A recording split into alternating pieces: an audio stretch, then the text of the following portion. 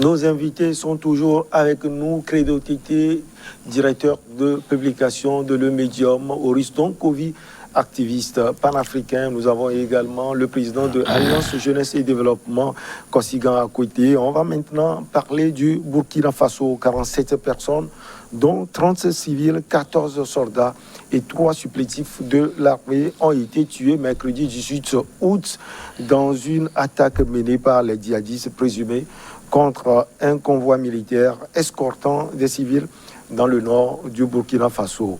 Alors, a annoncé évidemment le gouvernement burkinabé. Credo Tété, des morts de plus au Burkina Faso. Des morts de trop, pas seulement de plus, mais des morts de trop. Ouais. Et il faut dire que c'est choquant, ça fait pitié. Et je crois que ça doit interroger, comme on le disait dans le sujet tchadien, c'est toujours les questions sécuritaires. C'est les questions sécuritaires. Mais moi, je voudrais juste faire une analyse. À quand est-ce que remontaient les décès ou bien les attaques? Donc, je crois que c'est à quelques semaines. Deux précisément. Et il y a quelques jours, donc il y a un sujet qui fait débat, c'est l'imminence d'un procès. Ouais. Et dans ce procès, c'est vrai que la possibilité d'un procès de François Compaoré est là, l'évidence. Ouais. Il y a le procès de Blaise Compaoré et puis d'autres anciens dignitaires. Et vous allez voir que c'est quelques jours après l'annonce que nous avons encore ces signes. Moi, je les appelle des signes.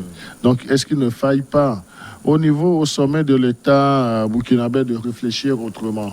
Parce qu'il y a les terroristes, il y a les djihadistes, et cela a valu tout dernièrement, disons, le limogeage du ministre de la Défense, notre ancien confrère Chérif Sy.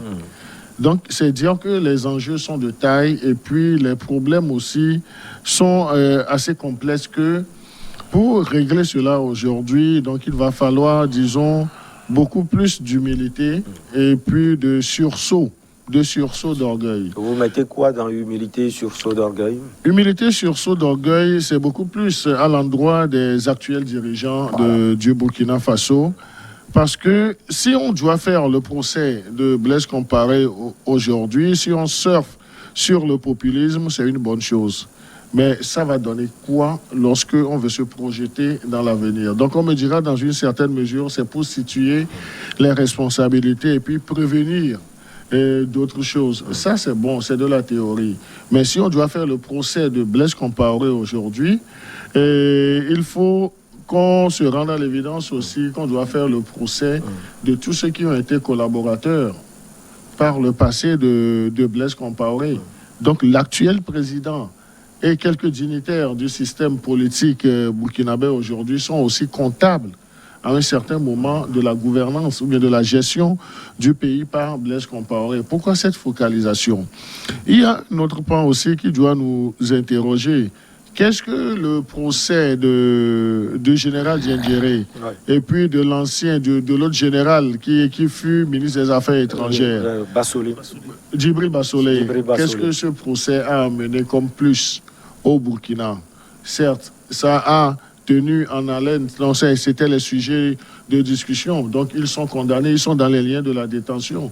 Mais vous avez vu, ce sont les mêmes scénarios. Quand on avait annoncé les procès de ces deux généraux, donc on a vu que ça se répétait. Et aujourd'hui, on a annoncé le procès du chef de ces deux, de l'ancien chef, pardon, de ces deux. Donc on voit encore les choses. Maintenant, je voudrais seulement qu'on prenne l'un des généraux. Diendéré. Gilbert Diendéré. Gilbert Diendéré. Lorsqu'il était en exercice, il était comme le patron des renseignements généraux, pas seulement au Burkina, mais en Afrique de l'Ouest. Donc c'est qu'il comprenait beaucoup de choses, il a beaucoup de choses dans son ventre. Et en ce moment, bien que l'histoire nous ait révélé que Blaise Compaoré traitait, ou bien, traitait avec ses forces nocives, Diendéré faisait le pont, le lien. Mais du moment où Diendéré a été pris, vous avez vu ce qui s'est passé. Donc, c'est dire que le pont est coupé. Qu'est-ce que l'actuel gouvernement fait pour essayer de bien se comporter, de mettre ces personnes aussi en confiance? Si nous prenons la personne même du président burkinabé, oui, il a joué également des rôles assez importants autour de Blaise Compaoré. Moi, je crains. Il était président de l'Assemblée nationale. Président de l'Assemblée nationale, l'un des dignitaires même du régime de Blaise Compaoré. Donc, c'est qu'aujourd'hui, et c'est là où je donne raison à M. Akouete, qu'on a une mauvaise compréhension même de la démocratie, ou bien est-ce que nous sommes prêts même à faire cette démocratie comme cela se doit? Est-ce que, comme l'a dit aussi Horus, est-ce que nous interrogeons la contextualisation de nos sujets dans nos réalités? Donc, on ne le fait pas. On fait des choses pour plaire beaucoup plus à des ONG internationales. On fait des choses pour plaire aux Blancs, mais on laisse de côté les vrais sujets. Donc, aujourd'hui, le Burkina a besoin de régler ses soucis sécuritaires. Maintenant, les soucis sécuritaires là, doivent être réglés comment? Lorsque il y a toujours... Si vous allez aujourd'hui au Burkina, toutes les populations, mais tous les citoyens ne sont pas acquis à ce régime. Donc, il y a toujours... Donc, si on dit... ils ne peuvent pas l'être aussi, je l'admets. Mais aujourd'hui, il y a toujours les pros. Donc là, lorsque vous allez ausculter tous ces faits, et même actuellement, le chef de file de l'opposition au niveau du Burkina, c'est le parti de l'ancien président. Edi Kombayogo. Edi Kombayogo. Donc je crois qu'il y pèse aujourd'hui. Pourquoi ne pas passer l'éponge sur certains sujets assez délicats pour s'intéresser à des sujets assez sensibles qu'est la sécurité? Donc moi je dis, nous ne pouvons pas applaudir, disons, à gorge déployée, la gouvernance de M. Blaise Compaoré, mais également on ne peut pas excuser, disons, certains règlements de compte qu'on met sur le dos de la justice. Il y a un procès qui me ferait très plaisir, donc c'est qu'on arrive à savoir qui a tué ou bien dans quelles circonstances Norbert Zongo est décédé. Oui. Ça, c'est très important. Maintenant, pour la manifestation même de cette vérité, mais quand Norbert Zongo était tué, on l'a vu calciné dans sa voiture. Qui était aux côtés de Blaise Compaoré dans la gouvernance même de ce pays? C'est vrai, les projecteurs étaient braqués sur François Compaoré, le petit frère. Est-ce que lorsqu'on va commencer par situer les responsabilités, lorsque les langues vont commencer par se délier, est-ce qu'on pourra... la responsabilité de l'actuel chef d'État, vous le dites? Je ne dis pas ça, mais... c'est une question que vous posez. Mais la responsabilité de certains anciens dirigeants au temps de Blaise, qui sont des dirigeants de l'heure, donc vous allez voir que ça va aller dans tous les sens. Ça va aller dans tous les sens. Et si on pense développement du Burkina, est-ce que c'est des sujets qu'il faut prioriser? Je m'interroge, je me pose la question. Est-ce que vous voyez un lien conséquent entre ce carnage de trop, comme l'a dit tout à l'heure Credo Tété, et le procès qui va s'ouvrir le 11 octobre prochain à Ouagadougou? Oui, de facto, on peut tout de suite, pour quelqu'un qui connaît bien les réalités de la gouvernance de Blaise Compaoré, on peut tout de suite faire un lien, parce que n'oublions pas que Blaise Compaoré était l'autre bout de fil de Kadhafi en son temps, pour calmer les ardeurs de ces djihadistes-là. Les djihadistes existaient il y a de cela longtemps. On savait qu'ils c'était les maîtres du désert. Mais il y avait Kadhafi plus Blaise Compaoré qui savait les gérer en son temps. Et cela donnait plus de paix à tous nos États. Je ne sais pas par quelle alchimie Sarkozy s'est levé un jour pour décider du sort des Libyens et de Kadhafi, appuyé par Obama et les autres.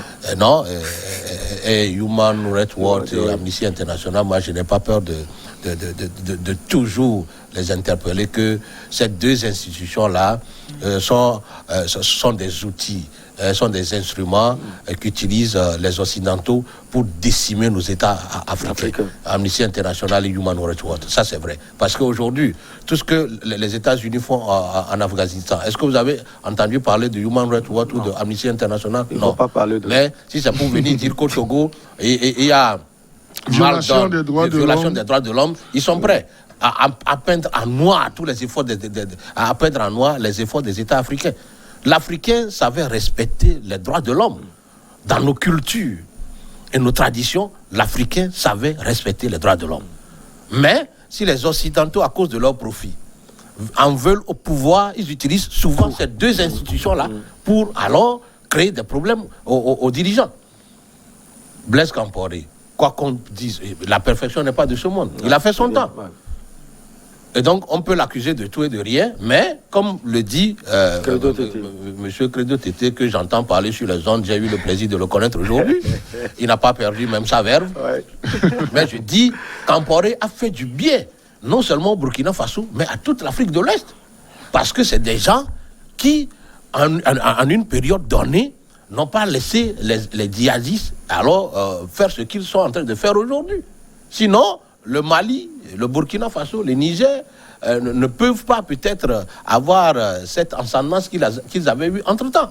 Il a fallu que Kadhafi soit tué et que Blaise Compaoré perde le pouvoir pour qu'on assiste à tout cet armada, ce déploiement des djihadistes, ce qui fait mal aujourd'hui au fonctionnement des États africains. Donc je dis que le Burkina Faso s'inspire du mécanisme réconciliation, paix, vérité de l'Afrique du Sud.